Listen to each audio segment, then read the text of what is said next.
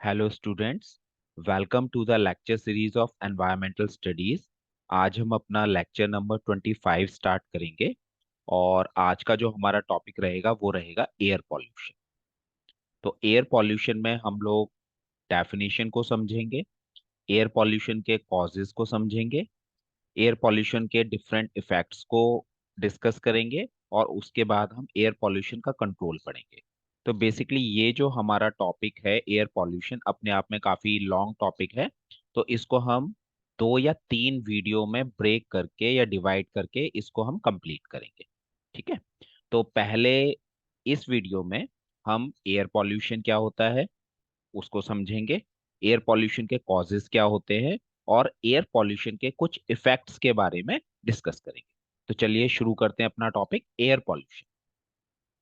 देखिए air pollution क्या होता है। Any undesirable change in air, air के अंदर किसी भी तरह का चेंज आता है और वो चेंज जो है कैसा होता है, अनडिजायरेबल होता है, जिसकी हमें रिक्वायरमेंट नहीं है। तो उसको हम क्या बोलते हैं, एयर पॉल्यूशन। ठीक है।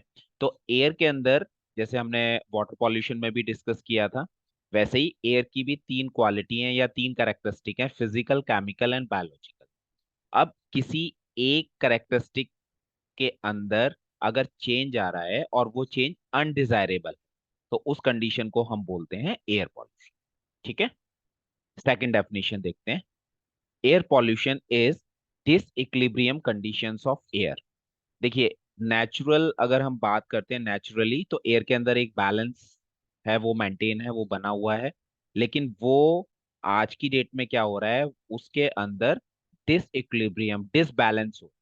तो एयर की जो कंडीशंस हैं जब उसमें डिसइक्विलिब्रियम आ जाता है, डिसबैलेंस हो जाता है, तो उसको हम एयर पॉल्यूशन।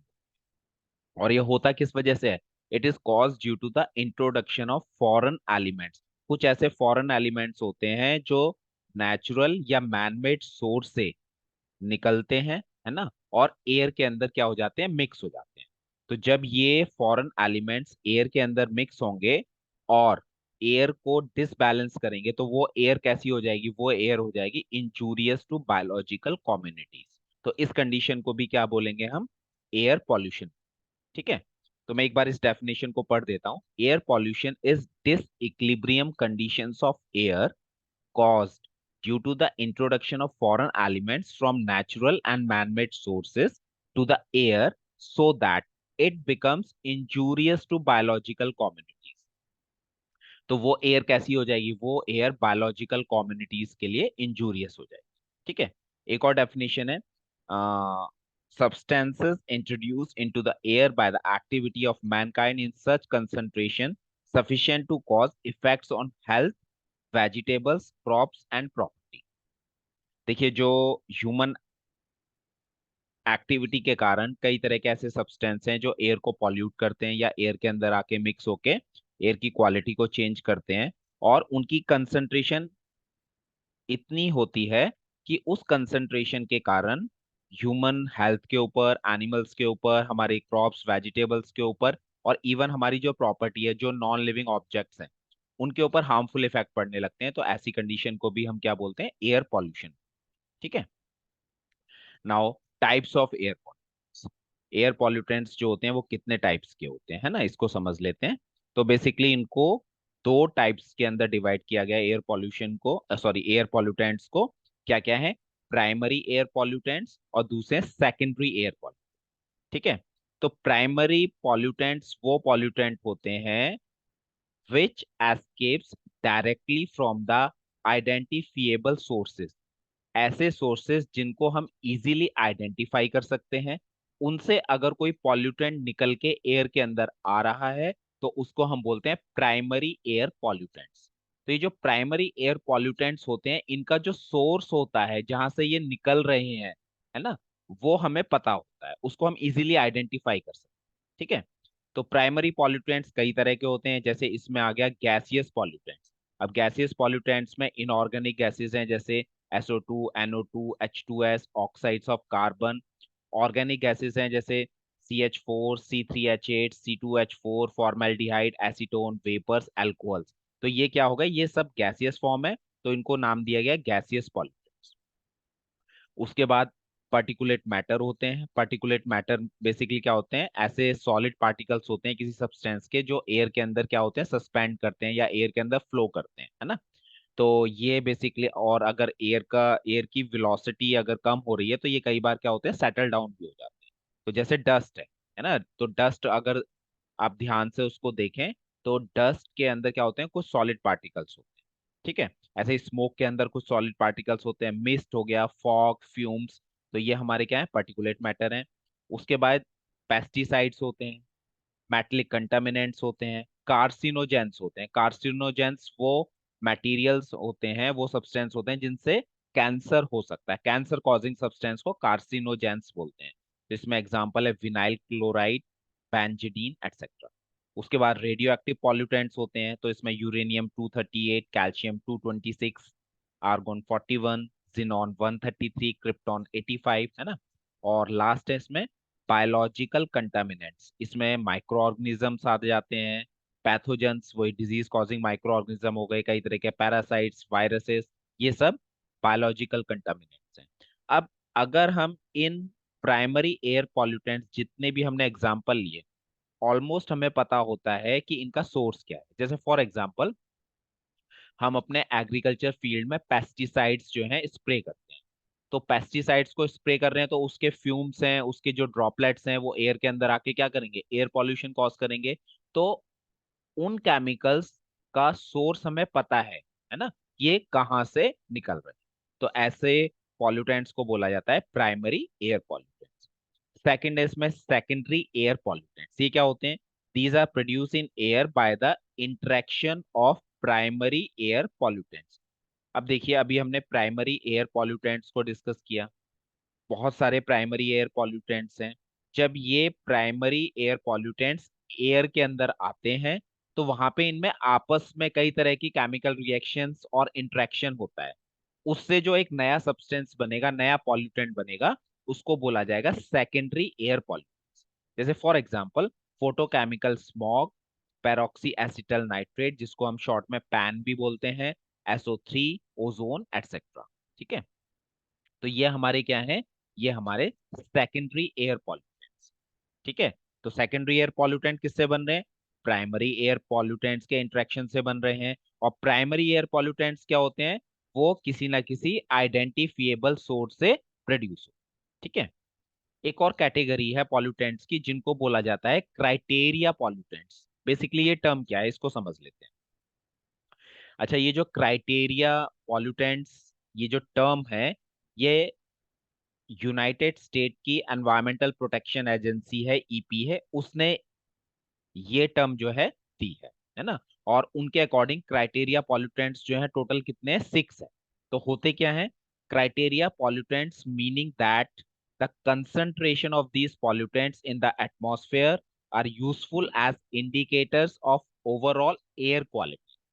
ये जो 6 क्राइटेरिया पॉल्यूटेंट्स हैं, इनकी कंसंट्रेशन जब एयर में प्रेजेंट रहती है तो उस कंसंट्रेशन को मेजर करके हम क्या कर सकते हैं, एटमॉस्फेयर की एयर क्वालिटी को चेक कर सकते हैं। तो बेसिकली ये क्या करते हैं, ये एयर क्वालिटी के एक तरीके से क्या हो गए, इंडिकेटर हो गए, एयर क्वालिटी को इंडिकेट करने वाले हो, है ना। तो ये 6 कौन कौन से क्राइटेरिया पॉल्यूटेंट्स हैं, ये है carbon monoxide, nitrogen oxide, sulphur dioxide, ozone, particulate matter and lead. अब जैसे कार्बन मोनोऑक्साइड है, तो कार्बन मोनोऑक्साइड की कंसंट्रेशन को अगर हम मेजर कर लेते हैं एयर के अंदर, है ना, तो उससे हमें एक एयर की जो क्वालिटी है उसके बारे में पता लग जाएगा कि एयर कितनी पॉल्यूटेंट है, कितनी पॉल्यूटेंट, उसमें पॉल्यूशन जो है कितना कम है, कितना ज्यादा। ठीक है। Now sources of air pollution. तो जो एयर पॉल्यूशन के सोर्सेज हैं उनको हमने दो कैटेगरी में डिवाइड किया है। दो तरह के एयर पॉल्यूटेंट होते हैं, एयर पॉल्यूशन के सोर्सेज होते हैं, नेचुरल एंड मैनमेड। तो जैसे नाम से ही पता चल रहा है नेचुरल रिसोर्सेज, तो ये नेचुरल सोर्सेज ये नेचर के अंदर अपने आप क्या होंगे, इवॉल्व होंगे, है ना। अब कौन कौन सी ऐसी एक्टिविटी हो रही है नेचर के अंदर जिनसे ये प्रोड्यूस हो रहे हैं, तो पहला इसमें वॉल्केनिक इरप्शंस। ज्वालामुखी जो होते हैं, जब लावा निकलता है तो उसके साथ बहुत सारी गैसेस, पॉइजनस गैसेस निकलती हैं, वो एयर के अंदर आएंगी तो क्या करेंगी, एयर पॉल्यूशन कॉज करेंगी। तो इसमें SO2, H2S, CO, CO2 etcetera. इसके अलावा फॉरेस्ट फायर, जंगलों में आग लग जाती है, तो वो नेचुरल प्रोसेस भी है, और वो ह्यूमन एक्टिविटी में या मैनमेड सोर्सेज में भी उसको काउंट करते हैं। फिर नेचुरल ऑर्गेनिक डीके और वेजिटेटिव डीके। ठीक है।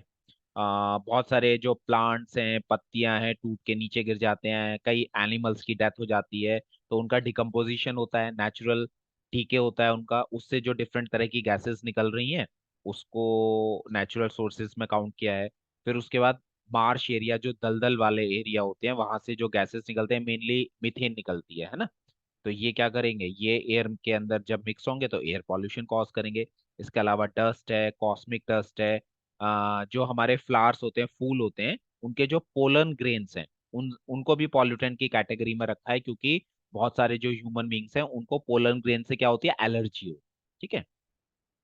तो all these are produced naturally and released in air, making it foul and injurious to health. Now manmade sources, manmade sources जो होते हैं उनको एंथ्रोपोजेनिक सोर्सेज भी बोलते हैं। तो कई बार एग्जाम में क्वेश्चन ऐसे भी पूछा जा सकता है, what are the anthropogenic sources of air pollution. Manmade ना शब्द का इस्तेमाल ना करके क्या कर लिया, एंथ्रोपोजेनिक सोर्सेज बोल दिया, तो कंफ्यूज नहीं होना है।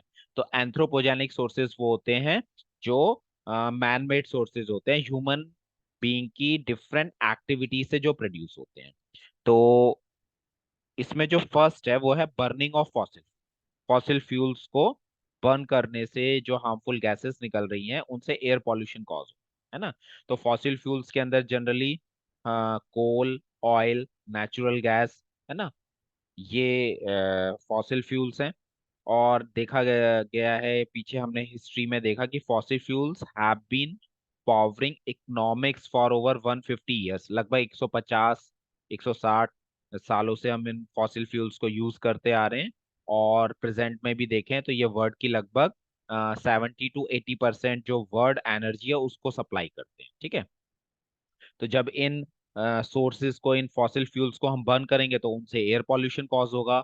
और बर्निंग प्रोसेस में जो पॉइजनस गैसेस निकलेंगी वो होंगी carbon monoxide, carbon dioxide, methane, है ना, sulphur dioxide, N2O, NOx, oxides of nitrogen.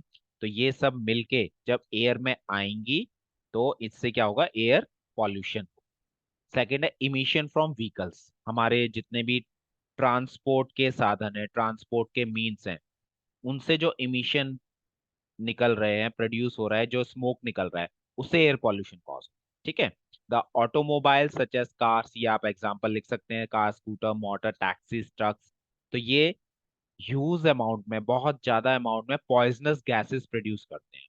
और इनमें व्हीकल्स में से जो स्मोक निकलता है उसमें कार्बन मोनोऑक्साइड 77% होता है, नाइट्रोजन ऑक्साइड लगभग 8% होता है, हाइड्रोकार्बन 14%। ठीक है। कार्बन मोनोऑक्साइड इतना ज्यादा इसलिए निकलता है क्योंकि व्हीकल्स के अंदर जो पेट्रोल और डीजल है, जो हमारा फ्यूल है, उसका इनकम्प्लीट कंबशन होता है। इंजन के अंदर ऑक्सीजन की प्रॉपर या पूरी सप्लाई नहीं होती है, कम ऑक्सीजन में वो कंबशन होता है, तो कार्बन मोनोऑक्साइड जो है ज्यादा रिलीज। इसके अलावा जो हमारा फ्यूल बर्न होता है उसमें कई तरह के पर्टिकुलेट मैटर रिलीज होते हैं, वोलेटाइल ऑर्गेनिक कंपाउंड रिलीज होते हैं, है ना। These gases reacts with oxides of nitrogen in presence of sunlight to form photochemical smog in the atmosphere.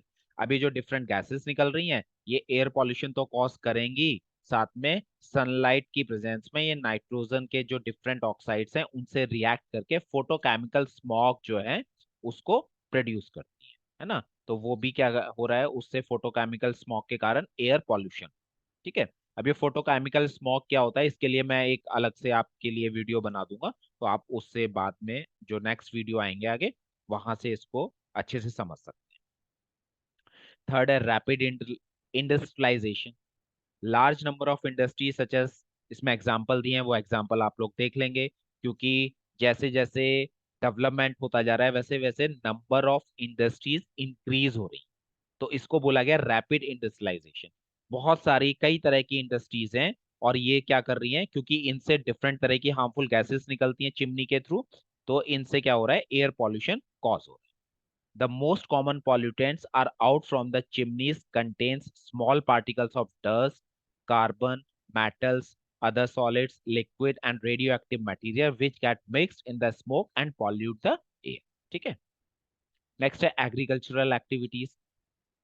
अब देखिए जो भी हमारी फसल है उसकी पैदावार को बढ़ाने के लिए, क्रॉप की ईल्ड को इंक्रीज करने के लिए हम अपने क्रॉप को बहुत सारे इंसेक्ट से, पेस्ट से या बीमारियों से बचाते हैं। तो उसके लिए हम क्या करते हैं, उनके ऊपर कई तरह के केमिकल को स्प्रे करते हैं, छिड़काव करते हैं। तो ये बेसिकली क्या होते हैं, ये पेस्टिसाइड्स होते हैं, इंसेक्टिसाइड्स होते हैं, हर्बिसाइड्स होते हैं, है ना। अब देखिए पेस्टिसाइड्स और इंसेक्टिसाइड्स क्या करेंगे, पेस्ट या इंसेक्ट जो बीमारी फैला रहे हैं, हमारी खड़ी फसल को नुकसान पहुंचा रहे हैं, उनको किल करते हैं। हर्बिसाइड्स क्या होते हैं, जो अनवांटेड प्लांट्स, जो वीड्स होते हैं फसल के साथ उग आते हैं, उनको किल करने के लिए हर्बिसाइड्स का इस्तेमाल होता है। अब आपको पता है कि पेस्टिसाइड, इंसेक्टिसाइड और हर्बिसाइड्स ये डिफरेंट इनके अंदर केमिकल्स होते हैं। जब हम अपनी क्रॉप के ऊपर इनको स्प्रे करते हैं तो उनके बहुत सारे वेपर्स की फॉर्म में या ड्रॉपलेट्स की फॉर्म में ये क्या करते हैं, एयर के अंदर मिक्स हो जाते हैं और एयर को क्या कर देते हैं, पॉल्यूट कर देते हैं। ठीक है। Because some amount of these poisonous substances are carried by wind to different places during their spray over crops and thus make the air foul for human health and other animals। ठीक है। उसके बाद है Wars. दो देशों के बीच में जो वॉर हो रही है, लड़ाई हो रही है, जैसे अभी रिसेंट एग्जांपल है रशिया और यूक्रेन के बीच में जो है वॉर चल रहा है, लगभग एक साल हो गया है और ये वॉर चल रहा है। ठीक है। Various types of sophisticated explosive used in Wars also cause the air pollution, क्योंकि आज की डेट में बहुत खतरनाक से खतरनाक हम लोगों ने हथियार बना लिए हैं, है ना। सोफेस्टिकेटेड एक्सप्लोजिव का इस्तेमाल होता है लड़ाइयों में। और जब इन एक्सप्लोजिव्स को यूज करते हैं तो उससे क्या होता है, लार्ज अमाउंट में डस्ट, रेडियो एक्टिविटी, है ना, स्मोक, इसके अलावा पॉइजनस गैसेस रिलीज होती हैं और वो एयर पॉल्यूशन कॉज करती हैं। Radioactive rays coming out from atomic reactor or nuclear explosions pollute the air extensively and bring sufferings to mankind to a very large extent। और इसमें सबसे खतरनाक है न्यूक्लियर वेपन्स का इस्तेमाल, है ना। तो न्यूक्लियर वेपन्स का इस्तेमाल हो रहा है या एटॉमिक रिएक्टर से रेडियो एक्टिविटी निकल रही है, वो एयर पॉल्यूशन भी कॉज करती है, कई, है ना, सॉइल पॉल्यूशन भी कॉज करेगी, वाटर पॉल्यूशन भी कॉज करेगी। और वो मैन काइंड के लिए क्या है, एक तरीके से सफरिंग्स उनको क्रिएट करती है, क्योंकि बहुत सारे ह्यूमन बींग्स की डेथ हो सकती है रेडियो एक्टिविटी के कारण, क्रॉप्स डैमेज हो सकती है, एनिमल्स की डेथ हो सकती है। तो इसका एक एग्जांपल दिया गया है, जब वर्ल्ड वॉर सेकंड हुआ था तो अमेरिका ने जापान की दो सिटीज के ऊपर, हिरोशिमा और नागासाकी के ऊपर एटॉमिक बॉम्ब जो है उनका एक्सप्लोजन किया था, एटॉमिक बॉम्ब गिराए थे। उससे दोनों शहर पूरी तरह से तबाह हो गए थे, है ना। बहुत सारे हजारों लाखों में लोग मारे गए थे। और उसका रेडियो एक्टिविटी जो निकली इन एटॉमिक बॉम्ब से, उनका असर काफी सालों तक रहा। ठीक है। इसके अलावा जो खाड़ी युद्ध हुआ उसमें भी कई तरह के सोफेस्टिकेटेड एक्सप्लोसिव यूज किए गए और इनसे लार्ज अमाउंट में क्या हुआ, एयर पॉल्यूशन कॉज। नेक्स्ट है डिफॉरेस्टेशन। अब देखिए ये बहुत सिंपल सा है, ये आपको पता ही है। जो हमारे ग्रीन प्लांट्स होते हैं वो फोटोसिंथेसिस करते हैं, उसमें वो कार्बन डाइऑक्साइड का इंटेक करते हैं और ऑक्सीजन को प्रोड्यूस करते हैं। तो हम एक इसको इस तरीके से भी बोल सकते हैं कि जो हमारे प्लांट्स होते हैं वो कार्बन डाइऑक्साइड और ऑक्सीजन के बैलेंस को मेंटेन करके रखते हैं, है ना। और ये सब काम कब करते हैं, जब वो फोटोसिंथेसिस करते हैं, अपना फूड बनाते हैं। अगर हम देखिए ज्यादा से ज्यादा पेड़ों को काटते चले जाएंगे, प्लांट्स ट्री की कटिंग करते जाएंगे या फॉरेस्ट को क्लीन करते जाएंगे, मतलब डिफॉरेस्टेशन करते जाएंगे, तो क्या होगा, कार्बन डाइऑक्साइड का जो कंसंट्रेशन है वो एटमॉस्फेयर में इंक्रीज होने लगेगी। और कार्बन डाइऑक्साइड इंक्रीज हो रही है, उसको आप जानते हैं कि ग्लोबल वार्मिंग हो रही है और अदर इफेक्ट्स जो है हमारे एयर के ऊपर पड़ रहे हैं, है ना। तो कार्बन डाइऑक्साइड की कंसंट्रेशन इंक्रीज होने से भी क्या हो रहा है, एयर पॉल्यूशन कॉज हो। ठीक है। तो ये कुछ मैनमेड सोर्सेस थे। Now effects of air pollution. Air pollution के क्या क्या इफेक्ट्स होते हैं, तो देखिए इसको हमने ना तीन कैटेगरी में डिवाइड किया एयर पॉल्यूशन के इफेक्ट्स को। क्या क्या है, पहला इसमें बायोलॉजिकल इफेक्ट्स वो होंगे जो लिविंग ऑर्गेनिज्म के ऊपर इफेक्ट पड़ेंगे। सेकंड है फिजिकल एंड इकोनॉमिकल इफेक्ट्स, जो हमारे मटेरियल के ऊपर, हमारी प्रॉपर्टी के ऊपर, या जो हम नॉन लिविंग ऑब्जेक्ट्स का जो हम इस्तेमाल करते हैं उनके ऊपर जो हार्मफुल इफेक्ट हो रहे हैं उसको डिस्कस करेंगे। और थर्ड हमने लिया है अदर इफेक्ट। अदर इफेक्ट में basically global warming, ozone depletion, acid rain, इन तीनों को कवर करेंगे। और ग्लोबल वार्मिंग पढ़ेंगे तो उससे पहले हम एक फिनोमिना समझेंगे, ग्रीन हाउस इफेक्ट, है ना। तो इनको पढ़ेंगे। तो ये जो हमारा वीडियो चल रहा है ना, तो इसमें हम क्या करेंगे, फिजिकल और इकोनॉमिकल इफेक्ट्स तक इसको कंप्लीट कर लेंगे। बाकी का जो मटेरियल होगा, बाकी के जो टॉपिक्स होंगे वो आने वाले वीडियो में आएंगे, आगे के वीडियोस में आएंगे। तो पहले हम देख लेते हैं बायोलॉजिकल इफेक्ट। तो बायोलॉजिकल इफेक्ट्स वो इफेक्ट्स होते हैं जिनसे लाइफ, लिविंग ऑर्गेनिज्म अफेक्ट, है ना। या ऐसे भी बोल सकते हैं कि ऐसे इफेक्ट्स जो लिविंग ऑर्गेनिज्म के ऊपर पड़ते हैं एयर पॉल्यूशन के कारण, उनको हमने रखा है बायोलॉजिकल इफेक्ट्स। तो इसको भी हमने तीन कैटेगरी में डिवाइड कर लिया। कौन कौन सी? Effects on human health, human health के ऊपर क्या हार्मफुल इफेक्ट होंगे, है ना। उसके बाद एनिमल्स के ऊपर क्या इफेक्ट होंगे, और प्लांट्स के ऊपर क्या इफेक्ट। ठीक है, तो इसको हम समझ लेते हैं। तो इसमें देख लेते हैं पहले इफेक्ट्स ऑन ह्यूमन हेल्थ। हमारे ऊपर एयर पॉल्यूटेंट्स के या एयर पॉल्यूशन के क्या हार्मफुल इफेक्ट।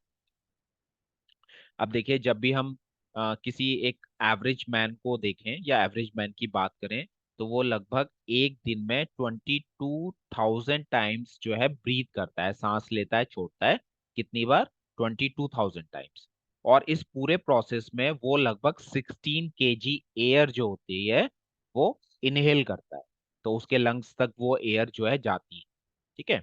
तो जब इतनी ज्यादा अमाउंट में एयर को इनहेल करेंगे, और हम एक ऐसे एनवायरनमेंट में रह रहे हैं जहाँ पे एयर पॉल्यूटेंट्स जो हैं एयर के अंदर बहुत ज्यादा हैं, तो वो एयर पॉल्यूटेंट इस एयर के साथ हमारे लंग्स तक जाएंगे, लंग्स उनको एब्जॉर्ब करेंगे, है ना। और फिर उनके हमारे ऊपर हार्मफुल इफेक्ट पड़ने लगे। ठीक है। The impurities in the inhaled air can affect human health in a number of ways depending upon the nature and concentration of pollutants। जो पॉल्यूटेंट्स हमारी बॉडी के अंदर जा रहे हैं वो किस नेचर के हैं, और कितनी कंसंट्रेशन में जा रहे हैं, है ना। तो उसके अकॉर्डिंगली हमारे बॉडी के ऊपर डिफरेंट इफेक्ट्स जो हैं वो पड़ने लगते हैं। तो अब कौन कौन से इफेक्ट हैं देख लेते हैं। पहला इसमें, eye irritation can be caused by many air pollutants such as NOx, smog, PAN, etcetera. NOx, oxides of nitrogen, nitrogen के जो ऑक्साइड्स हैं, या जो स्मॉग है, स्मॉग क्या होता है? जो स्मोक होता है, चिमनी से धुआं निकलता है, इंडस्ट्री से धुआं निकलता है, उसमें कोहरा मतलब फॉग मिक्स हो जाए, तो smoke plus fog is equal to smog. और पैन क्या होता है? वो होता है पेरोक्सी एसिटल नाइट्रेट। ठीक है। तो अगर ये तीनों एयर के अंदर प्रेजेंट है और ऐसी जगह हम मान लीजिए खड़े भी हैं, तो हमारी आंखों में क्या होने लगेगा? जलन स्टार्ट हो जाएगी। ठीक है। नेक्स्ट है, nose and throat irritation can be cause by SO2, insecticide, pesticide, etcetera. SO2 है, इंसेक्टिसाइड्स या पेस्टिसाइड हमारे अंदर जा रहे हैं तो नाक के अंदर और थ्रोट के अंदर जलन स्टार्ट हो जाएगी। फिर अगर हम हायर डोज ले लेते हैं NO2, SO2 या सस्पेंडेड पार्टिकुलेट मैटर या स्मॉग की, तो उनसे हमें रेस्पिरेटरी डिजीजेस जैसे ब्रोंकाइटिस है ना, अस्थमा है, ये होने के चांसेस बढ़ जाते हैं। SO2 की हायर कंसंट्रेशन है, हमारी बॉडी के अंदर जा रही है, तो लंग कैंसर होने के चांसेस बढ़ जाते हैं। इसमें ये जो टू है ये नीचे की तरफ आएगा, है ना, ओके नीचे की तरफ आएगा, इसमें ये टाइपिंग मिस्टेक है, तो इसको आप करेक्ट कर लीजिएगा। देन फिफ्थ है कार्बन मोनोऑक्साइड। ठीक है। कार्बन मोनोऑक्साइड का हमारे ऊपर क्या इफेक्ट पड़ता है? अब देखिए, हमारे बॉडी के अंदर बेसिकली क्या होता है, सभी के अंदर ब्लड है, और ब्लड के अंदर क्या है? हीमोग्लोबिन है। जब हम इनहेल करते हैं एयर को, तो लंग्स क्या करते हैं? लंग्स उसमें से ऑक्सीजन को एब्सॉर्ब कर लेते हैं। वो ऑक्सीजन ब्लड के अंदर हीमोग्लोबिन से अटैच हो जाती है, और जैसे जैसे हमारे बॉडी में ब्लड का सर्कुलेशन होता है पूरी बॉडी में, तो हीमोग्लोबिन के साथ वो ऑक्सीजन हमारे पूरे बॉडी में सप्लाई हो जाती है। अब मान लीजिए हम ऐसे एनवायरनमेंट में हैं जहाँ पे कार्बन मोनोऑक्साइड की कंसंट्रेशन बहुत अधिक है ना। जैसे जनरली जो ट्रैफिक लाइट होती है, जहाँ पे रेड लाइट है, ट्रैफिक लाइट है, वहां पे हम खड़े हैं, सबने व्हीकल अपने ऑन कर रहे हुए हैं, वहां पे धुआं ज्यादा होता है तो कार्बन मोनोऑक्साइड ज्यादा है। तो ऐसी कंडीशन में क्या होगा, ये जो कार्बन मोनोऑक्साइड होती है ये हीमोग्लोबिन के साथ अटैच हो जाती है और क्या बनाती है, कार्बोक्सी हीमोग्लोबिन। और इस कार्बोक्सी हीमोग्लोबिन के कारण हमारे बॉडी के अंदर ऑक्सीजन की कमी हो जाती है। ठीक है। और ये कंडीशन थोड़ा ज्यादा टाइम के लिए बनी रहे तो उससे क्या हो सकता है, डेथ। ठीक है। तो वही लिखा है, carbon monoxide reacts with haemoglobin forming the stable complex called carboxy haemoglobin which restricts transport of oxygen from lungs to cells. लंग से ऑक्सीजन की सप्लाई जो है सेल्स तक नहीं हो पाती, जिसके कारण क्या होता है, death is caused due to reduction in oxygen. इसीलिए कहा जाता है कि सर्दियों के टाइम में जनरली जब देखा है कि गांव वगैरह में या जहाँ पे बहुत ज्यादा ठंड होती है तो लोग क्या करते हैं, अंगीठी जला के कमरे में रख लेते हैं और सारे खिड़की दरवाजे बंद कर देते हैं, है ना। तो ऐसा नहीं करना चाहिए। ऐसा करने से बेसिकली क्या होता है, जो कार्बन मोनोऑक्साइड है वो रूम के अंदर भर जाती है ऑक्सीजन की कमी के कारण। जो लोग सो रहे हैं क्योंकि प्रॉपर वेंटिलेशन नहीं है, ऑक्सीजन नहीं आ रही है ना, तो उनकी डेथ हो सकती है क्योंकि उनके बॉडी के अंदर क्या जा रहा है, कार्बन मोनोऑक्साइड जा रहा है। अगर आपने रूम के अंदर अंगीठी वगैरह जलाई है तो विंडोज को खोल देना चाहिए जिससे कि वेंटिलेशन बना। इसके अलावा कुछ ऐसे एयर पॉल्यूटेंट हैं जैसे पॉलीसाइक्लिक ऑर्गेनिक कंपाउंड, ये कैंसर कॉज करते हैं। ठीक है। फिर कुछ हमारे बॉडी के ऊपर हार्मफुल इफेक्ट पड़ते हैं डस्ट के। अब ये जो डस्ट होती है ये स्पेसिफिक सब्सटेंस की डस्ट, है ना। तो अलग अलग इंडस्ट्रीज में अलग अलग मटेरियल इस्तेमाल होता है, उस मटेरियल की डस्ट के कारण कई तरह की रेस्पिरेटरी डिजीजेस होने के चांसेस जो हैं बढ़ जाते हैं। ठीक है। जैसे फॉर एग्जांपल, अगर किसी इंडस्ट्री में सिलिका बहुत ज्यादा यूज हो रहा है तो सिलिका की डस्ट अगर हमारी बॉडी के अंदर जाएगी तो उससे जो डिजीज होगी वो होगी सिलिकोसिस। ऐसे ही एस्बेस्टोसिस जो डिजीज है वो होती है एस्बेस्टस से। एंथ्राकोइसिस जो बीमारी है वो होती है हमें कोल की, कोयले की डस्ट से। और आयरन की डस्ट से होती है साइट्रोसिस, है ना। तो ये सारी की सारी क्या है, ये रेस्पिरेटरी डिजीज है। ठीक है। और ये हमारे लंग्स को, हमारे रेस्पिरेटरी सिस्टम को नुकसान पहुंचा। Now effects on plants. Plants के ऊपर क्या इफेक्ट पड़ता है, तो एयर पॉल्यूशन के कारण हमारे प्लांट्स भी बहुत ज्यादा अफेक्ट होते हैं, है ना। और प्लांट्स जो होते हैं बहुत ज्यादा सेंसिटिव होते हैं देन एनिमल्स। ठीक है। एनिमल से कंपेयर करें तो इनके ऊपर इफेक्ट बहुत जल्दी देखने को मिलता है। क्या क्या देखने को मिलता है, higher concentration of nitrogen oxide damage the leaves of plants, retard the photosynthetic activities and causes chlorosis। अगर नाइट्रोजन ऑक्साइड की कंसंट्रेशन एटमॉस्फेयर में ज्यादा है तो वो प्लांट्स की लीव्स को नुकसान पहुंचाती है। जो फोटोसिंथेटिक एक्टिविटी होती है प्लांट के अंदर उसको कम कर देती है। और साथ में क्या करती है, क्लोरोसिस करती है। क्लोरोसिस का मतलब होता है पत्तियां जो होती हैं प्लांट्स की वो येलो पड़ने लगती हैं। येलो इसलिए पड़ती हैं क्योंकि जो क्लोरोफिल उनके अंदर होता है वो ब्रेक हो जाता है। ठीक है। सेकंड है, अगर NO2 की कंसंट्रेशन 100 ppm से अधिक है तो पत्तियों के अंदर लीफ स्पॉटिंग हो सकती है, लीव्स के ऊपर स्पॉट्स पड़ सकते हैं और प्लांट टिश्यूज जो हैं उनका ब्रेकडाउन। ऐसे ही जो SO2 होता है ना, SO2 गैस के कारण हमारी वेजिटेबल्स क्रॉप्स जो होती हैं वो उनको बहुत ज्यादा नुकसान पहुंचता है। प्लांट की ग्रोथ जो है वो अफेक्ट होती है। और क्रॉप के अंदर जो न्यूट्रिएंट क्वालिटी होती है उसके ऊपर भी असर। ठीक है। इसके अलावा SO2 से और क्या होता है, नेक्रोसिस होता है। नेक्रोसिस का मतलब होता है killing of tissues in plants. ठीक है। नेक्स्ट है, dust smog etcetera clog the stomata. Due to this intake of carbon dioxide is reduced. If the stomata are blocked, it will stop the process of photosynthesis। देखिए, जो भी हमारे plants हैं, plants की जो लीफ सरफेस होती है उस पर टाइनी पोर्स होते हैं जिनको स्टोमेटा बोला जाता है। अभी जो स्टोमेटा होते हैं इन्हीं से कार्बन डाइऑक्साइड का इनटेक होता है, और जो ऑक्सीजन प्रोड्यूस होती है वो इन्हीं स्टोमेटा से बाहर आती है। अब मान लीजिए किसी एरिया में डस्ट या स्मॉग बहुत ज्यादा है, तो वो डस्ट लीव के ऊपर जब सेटल डाउन होगी तो ये जो टाइनी पोर्स हैं ये बंद हो जाते हैं। और टाइनी पोर्स बंद होने से क्या होगा, स्टोमेटा बंद या क्लॉग्ड होने से क्या होगा, कार्बन डाइऑक्साइड का जो इनटेक है वो रिड्यूस हो जाएगा। और जब प्लांट को कार्बन डाइऑक्साइड नहीं मिलेगी तो फोटोसिंथेसिस का प्रोसेस क्या होगा, वो रुक जाएगा। तो प्लांट की ओवरऑल ग्रोथ के ऊपर क्या होगा, हार्मफुल इफेक्ट पड़ेगा। ठीक है। सिक्स्थ है, concentration of SO2 as 1 ppm is most injurious to trees causing chlorosis and dwarfing। अगर SO2 की कंसंट्रेशन 1 ppm से अधिक है तो वो प्लांट्स या ट्रीज के लिए इंजूरियस होती है, जिससे क्लोरोसिस मतलब yellowing of green portion of leaves हो सकता है, या ड्वार्फिंग, ड्वार्फिंग का मतलब है, ड्वार्फ का मतलब होता है बौना। बौना का सिंपल मीनिंग आपको पता ही है, प्लांट की जो हाइट बढ़नी चाहिए वो उतनी इंक्रीज नहीं हो पाती है, प्लांट छोटे रह जाते हैं।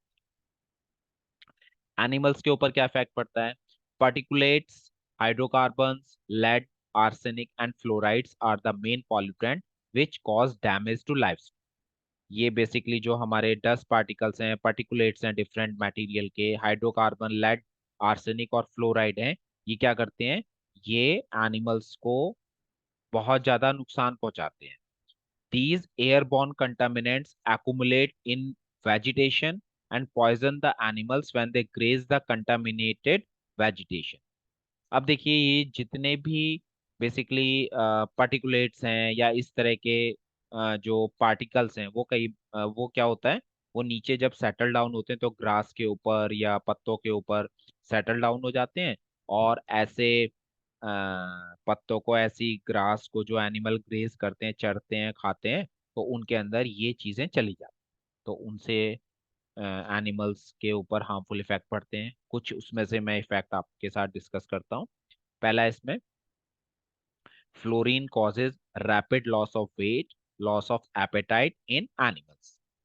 अगर फ्लोरीन की कंसंट्रेशन ज्यादा है, एनिमल्स के अंदर फ्लोरीन जा रहा है, तो धीरे धीरे क्या होगा, उनको भूख लगना कम हो जाएगी, और भूख लगना कम हो जाएगी तो उनका जो वेट है वो कम होने लगेगा, उनकी काम करने की जो एफिशिएंसी है वो कम हो जाएगी, है ना। ऐसे ही अगर लेड है एयर के अंदर तो ब्रीदिंग में डिफिकल्टी आएगी। और आर्सेनिक से क्या होगा, जो एनिमल्स हैं उनके माउथ के अंदर सीवियर सलाइवेशन होगा, सलाइवा ज्यादा बनने लगेगा, उन्हें प्यास बहुत ज्यादा लगेगी, और वॉमिटिंग होने के चांसेस भी बढ़ जाएंगे। ठीक है। सेकेंड पार्ट है इसमें हमारा फिजिकल एंड इकोनॉमिकल इफेक्ट्स। तो जैसे मैंने बताया था कि फिजिकल एंड इकोनॉमिकल इफेक्ट्स वो इफेक्ट्स होते हैं जो बेसिकली नॉन लिविंग ऑब्जेक्ट्स के ऊपर पड़ते हैं। जैसे कुछ एग्जांपल्स हैं यहाँ पे, NO2 fades away a number of textile dyes like cotton. ठीक है। NO2 जो होता है, जैसे कॉटन है, कॉटन के ऊपर कलर किया गया है, तो कॉटन के कपड़े का जो कलर होता है वो बहुत जल्दी हल्का हो जाता है, फेड अवे हो जाता है NO2 की कंसंट्रेशन के कारण। ऐसे ही जो हायर कंसंट्रेशन अगर पर्टिकुलेट नाइट्रेट की ज्यादा होगी तो वो बहुत सारे मेटल को अफेक्ट करती है, जैसे निकेल एंड ब्रास। SO2 जो होता है वो मार्बल, लाइमस्टोन, पेपर, टेक्सटाइल और बिल्डिंग्स को नुकसान पहुंचाता है। SO2 जो है लेदर, जो चमड़ा होता है उसकी स्ट्रेंथ को कम करता है। ठीक है। बहुत ज्यादा एक्सपोजर है SO2 का, तो जो बिल्डिंग के पेंट्स होते हैं, बिल्डिंग के पे जो हम वाइट वॉश वगैरह करवाते हैं, तो वो पेंट बहुत जल्दी ड्राई हो जाते हैं और हार्ड हो जाते हैं। NO2 की कंसंट्रेशन के कारण जो रबर होती है, रबर के प्रोडक्ट होते हैं, उनमें क्रैक्स आने के चांसेस बढ़ जाते हैं। SO2 जो होता है वो कोरोजन रेट को इंक्रीज कर देता है। तो जैसे मेटल है, आयरन, जिंक, कॉपर, इनमें कोरोजन रेट को ये क्या कर देता है, एक्सेलरेट कर देता है। ठीक है। अब जैसे मैंने ऊपर बताया कि जो SO2 है वो मार्बल और लाइमस्टोन की जो लाइमस्टोन को नुकसान पहुंचाता है, तो हमने देखा है कि पुराने टाइम में हमारे इंडिया के अंदर राजाओं ने बहुत सारी ऐसी बिल्डिंग बनवाई जो मार्बल और लाइमस्टोन की बनी, बहुत सारे जो किले बनवाए हैं, है ना। तो उन बिल्डिंग्स के लिए बहुत ज्यादा नुकसानदायक है SO2। तो इसमें एक एग्जांपल हमने किसका दिया है, ताजमहल का दिया है। pollutant emissions of SO2 from nearby thermal power stations and about 300 industries are accelerating the deterioration of world famous Taj Mahal in Agra। अब देखिए, आगरा में बहुत सारी छोटी बड़ी इंडस्ट्रीज हैं, है ना। थर्मल पावर स्टेशन भी है, इधर आपका पास में मथुरा रिफाइनरी भी है। तो इन सब एक्टिविटीज के कारण, इंडस्ट्रीज के कारण SO2 का इमिशन बहुत ज्यादा होता है उस एरिया में। और ये SO2 क्या करता है, ताजमहल जो हमारा बना हुआ है ना, मार्बल का जो हमारा बना हुआ है ताजमहल, उसको क्या करता है, बहुत ज्यादा नुकसान पहुंचा रहा है। तो आपने देखा होगा, आप न्यूज में सुनते भी होंगे कि जो ताजमहल की शाइनिंग है वो धीरे धीरे क्या हो गई है, वो कम हो गई। वो SO2 की कंसंट्रेशन के कारण। पॉल्यूटेंट्स फ्रॉम मथुरा रिफाइनरी में also cause serious damage to Taj Mahal. ठीक है, तो ये हमारे हो गए फिजिकल एंड इकोनॉमिकल इफेक्ट्स। ठीक है, तो आज के लेक्चर में हम इतना ही रखेंगे। नेक्स्ट लेक्चर में जैसे मैंने आपको बताया था अदर इफेक्ट्स पढ़ेंगे, तो नेक्स्ट लेक्चर जो, नेक्स्ट वीडियो जो हमारा होगा, उसमें हम ग्लोबल वार्मिंग और ग्रीन हाउस इफेक्ट को डिस्कस करेंगे। ठीक है। और आपको, क्योंकि चैनल से आप लोग पढ़ रहे हैं, आपके फ्रेंड्स जिनको इस चैनल के बारे में नहीं पता है, तो उनके साथ आप लोग सब्सक्राइब करें, शेयर करें, है ना, खुद सब्सक्राइब करें और अपने दोस्तों के साथ शेयर करें। ठीक है। Thank you.